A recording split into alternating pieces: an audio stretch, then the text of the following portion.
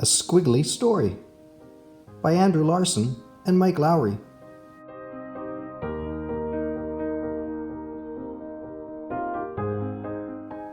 My sister loves to read, big words and little words, page after page, word after word.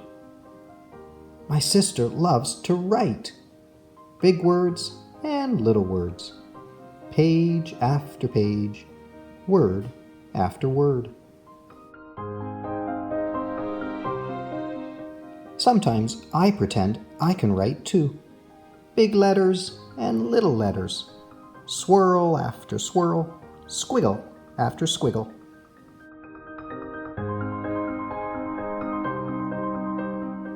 "What are you doing?" I ask one day while we're sitting at the kitchen table. "I'm writing a story." "I wish I could write a story." "You can. It's easy." "How?" "I know my letters, but I don't know many words." "Write what you know." Every story starts with a single word, and every word starts with a single letter. Why don't you start there with a letter? So I get my crayons and pencils and a pad of paper and I start to write. I start with a single letter. It's an easy letter. I. That's me. That's a good beginning. Now what? What's going to happen? How should I know? It's your story. You're the boss.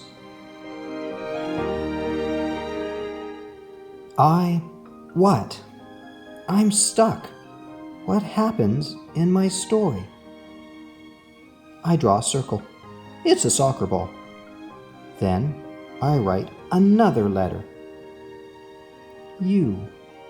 It's you, I say to my sister. I'm playing soccer with you. Great. Where are we playing soccer? Maybe we're playing on the beach, I suggest. We've never played soccer on the beach.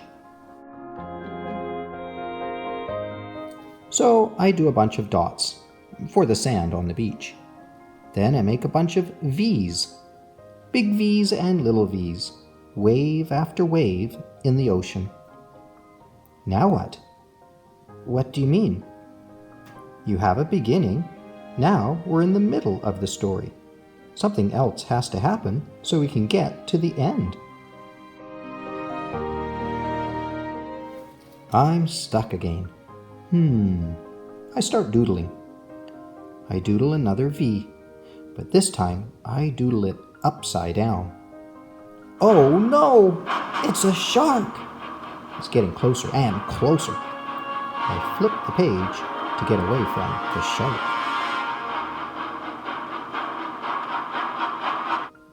The next day, I bring my story to school. It's my turn for show and tell. That means I get to sit in Mrs. Singh's chair. Everyone else sits on the carpet, ready to listen. Last night, I started to write a story. It's sort of squiggly, but here goes. Once upon a time, there was a brother and a sister, and they loved to play soccer. One day, they had an idea. They decided to play soccer on the beach, so they went to the beach and played soccer. Then they noticed something coming toward them in the water. It was a shark, a real live shark. It was getting closer and closer, and it was getting bigger and bigger. And that's as far as I got. "That's wonderful," says Mrs. Singh. "What happens next? What about the shark? What about the brother and the sister?" "I don't know. I'm stuck." "Class, does anyone have an idea?" Jack waves his hand in the air. I do. Maybe one of them kicks the ball and it hits the shark in the head. Then maybe the shark bites the ball with his big pointy shark teeth." Aaliyah offers another idea. "What if the shark's name is Squiggles? And what if Squiggles is a vampire shark? What if she invites the brother and the sister to ride on her back? And what if they become a vampire family and live forever?" Vampires can't swim. Everyone knows that. Of course they can swim. Vampires can do anything. But it's my story, and I don't want vampires in my story. Oh, man. If I was writing a story, I'd have lots of vampires. Then you should write one. But I like yours. That night after dinner, I sit down beside my sister. Her face is buried in a book. I've been thinking about my story all day, and I still don't know how to end it. Remember, you're the author, she says without looking up. You can do whatever you want.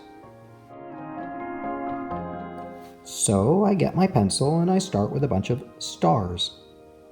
Then I add a few exclamation marks. My sister told me exclamation marks make things exciting. She's right, it is exciting.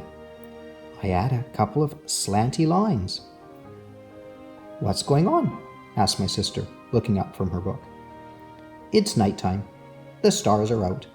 The shark has gone away, and we decide to take a walk on the beach. That's when we discover this giant rocket ship. That sounds cool. Then what happens? We hear a voice. It's counting down. 10, 9, 8, 7, 6, 5, 4, 3, 2, 1. Blast off! Not yet, I say, adding one more squiggle. Just before the rocket blasts off, we spy a Martian looking out through a window. The Martian invites us to climb aboard. That's a great ending. Now I have an idea for my next story. It's going to be about a boy who climbs aboard a rocket ship and takes a trip to Mars. And I think I know just how to begin.